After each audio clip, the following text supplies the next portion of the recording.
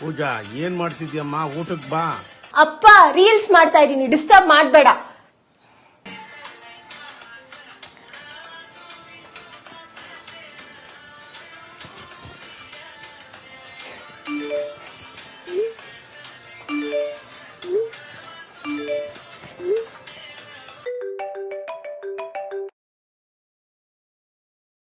Hi, ನಮ್ದೊಂದು company ಇದೆ, ನೀವು ಇದಕ್ಕೆ ಬ್ರ್ಯಾಂಡಿಂಗ್ ಮಾಡ್ಬೋದಾ? Yeah sure, that's great. ನಾನು ನಿಮಗೆ ಪರ್ ವಿಡಿಯೋ ಒಂದು 10K ಕೊಡ್ತೀನಿ. It's it okay? Yeah, I think that should do. ನಿಮಗೊಂದು APK ಲಿಂಕ್ ಕಳಿಸ್ತಾ ಇದ್ದೀನಿ, ನಮ್ಮ company profile. Please go through it. Okay ಕಳಿಸಿ. ಹಾಂ.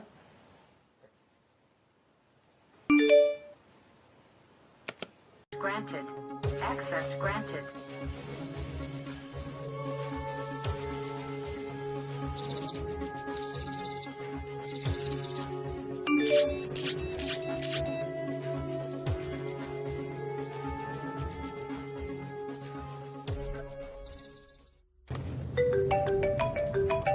Hello. Hi, WhatsApp.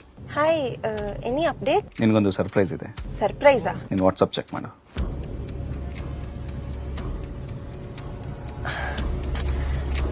What is this nonsense?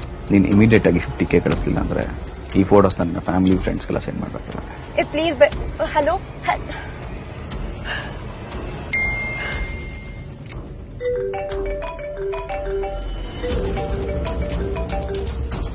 Hello. Immediately 40K ಕಳಿಸು. 40Kನಾ?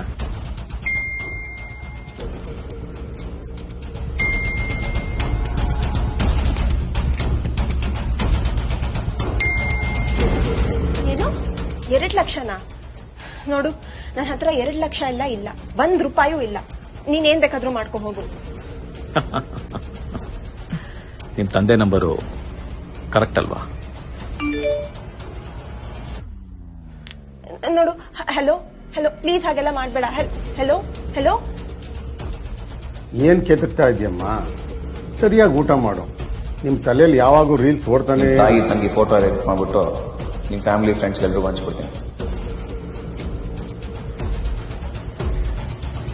ಎಲ್ಲದಕ್ಕೂ ಸಾವು ಉತ್ತರ ಅಲ್ಲ. ಬೇರೆ ಏನ್ ದಾರಿ ಇದೆ? ನಮಸ್ಕಾರ, ನಾನು ದಯಾನಂದ್, ನಮ್ಮ ಬೆಂಗಳೂರಿನ ನಿಮ್ಮ ಪೊಲೀಸ್ ಕಮಿಷನರ್.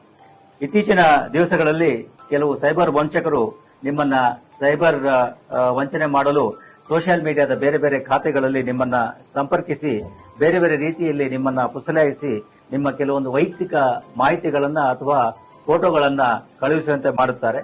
ಇದಾದ ನಂತರದಲ್ಲಿ ಆ ಫೋಟೋಗಳನ್ನ ಮಾರ್ಕ್ ಮಾಡಿ ಅದನ್ನ ನಿಮ್ಮ ಹತ್ತಿರದ ಸಂಬಂಧಿಕರಿಗೆ ಅಥವಾ ನಿಮ್ಮ ಪರಿಚಯದವರಿಗೆ ಕಳಿಸುವುದಾಗಿ ನಿಮ್ಮನ್ನ ಬೆದರಿಸಿ ನಿಮ್ಮಿಂದ ಹಣವನ್ನ ಕಿತ್ತುಕೊಳ್ಳಲಿಕ್ಕೆ ಪ್ರಯತ್ನ ಮಾಡತಕ್ಕಂತಹ ಅನೇಕ ಘಟನೆಗಳು ನಡೀತಾ ಇದ್ದಾವೆ. ಇದರಲ್ಲಿ ಗಮನಿಸಬೇಕಾಗಿರ್ತಕ್ಕಂಥದ್ದು ಇಷ್ಟೇನೆ, ಈ ರೀತಿ ಯಾರೇ ಅಪರಿಚಿತ ವ್ಯಕ್ತಿಗಳು ನಿಮ್ಮನ್ನ ಸಾಮಾಜಿಕ ಜಾಲತಾಣಗಳ ಮೂಲಕ ಸಂಪರ್ಕಿಸಿದ್ದೇ ಆದಲ್ಲಿ ಅಥವಾ ಸಂಪರ್ಕಿಸಲು ಪ್ರಯತ್ನ ಪಟ್ಟಿದ್ದೇ ಆದಲ್ಲಿ ಈ ರೀತಿಯ ನಿಮ್ಮ ವೈಯಕ್ತಿಕ ಮಾಹಿತಿಗಳನ್ನ, ಖಾಸಗಿ ವಿವರಗಳನ್ನ, ಅದರಲ್ಲೂ ಮುಖ್ಯವಾಗಿ ನಿಮ್ಮ ಫೋಟೋಗಳನ್ನ ಅದರಲ್ಲಿ ವರ್ಗಾವಣೆ ಮಾಡಿಕೊಳ್ಳದೆ ಇರತಕ್ಕಂಥದ್ದು ಒಳ್ಳೆಯದು. ಒಂದು ವೇಳೆ ಈ ರೀತಿ ಯಾರಾದ್ರೂ ನೀವು ಕಳಿಸಿದ್ದೇ ಆದಲ್ಲಿ ಅಂತಹ ಸಂದರ್ಭದಲ್ಲಿ ಅವರು ಈ ರೀತಿಯ ಬೆದರಿಕೆಯನ್ನು ನಿಮಗೆ ಕೊಟ್ಟಲ್ಲಿ, ಹಣವನ್ನ ಕೇಳಿದಲ್ಲಿ ನೇರವಾಗಿ ನಮ್ಮ ಸೈಬರ್ ಹೆಲ್ಪ್ಲೈನ್ ನಂಬರ್ 1930ಗೆ ಸಂಪರ್ಕಿಸಿ ಎಲ್ಲ ಮಾಹಿತಿಯನ್ನು ನೀಡಿದಲ್ಲಿ ಪೊಲೀಸರು ಅದರ ಮೇಲೆ ಕ್ರಮ ಕೈಗೊಳ್ತಾರೆ. ಅಥವಾ ಹತ್ತಿರದ ಪೊಲೀಸ್ ಠಾಣೆಗೂ ಹೋಗಿ ಧೈರ್ಯವಾಗಿ ನಿಮ್ಮ ಮಾಹಿತಿಯನ್ನ ಮತ್ತು ನಿಮಗೆ ಆಗಿರ್ತಕ್ಕಂಥ ಒಂದು ವಿಷಯವನ್ನ ತಿಳಿಸಿದರೆ ಪೊಲೀಸರು ಇದರ ಬಗ್ಗೆ ಕ್ರಮವನ್ನು ಕೈಗೊಳ್ಳಲಿಕ್ಕೆ ಅನುಕೂಲ ಆಗ್ತದೆ.